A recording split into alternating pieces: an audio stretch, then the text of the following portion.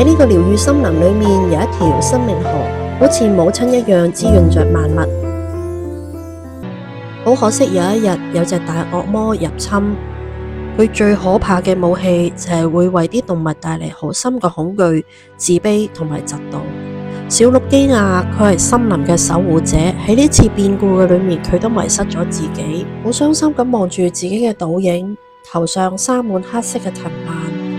喺呢個時候，有一隻叫加百列嘅療癒犬出現啦，佢係嚟療癒同埋帶領嗰啲迷失嘅動物。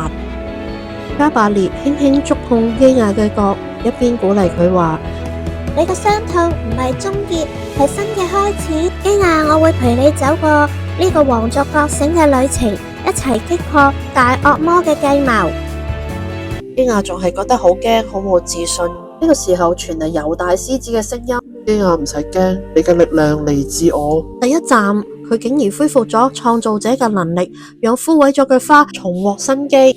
第二站，基亞嚟到療癒之湖，佢面對自己嘅傷痛，當佢流出嘅眼淚，想唔到會變成金粉。佢哋走入咗呢個身份嘅迷宮，重新宣告我係被揀選嘅皇族。基亞額上嘅皇族印記重新恢復。但惡魔帶嚟惡劣嘅天氣，基亞磨練出信心同堅持，終於越過咗風暴。隨着皇族覺醒旅程嘅推進，嗰啲封印住基亞六角嘅藤蔓漸漸消失。而家嘅基亞唔再係迷失嘅小鹿，而係一個逆襲嘅英雄，徹底將大惡魔擊退咗啦。故事嘅最後，生命河亦都恢復水流，療癒森林亦都重獲生機。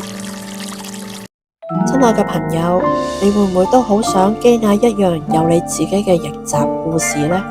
傷痛、低谷、迷茫，只係你嘅故事嘅其中一頁，並唔係結局。誠意邀請你踏出微小嘅一步，開始你嘅皇族覺醒之旅啦！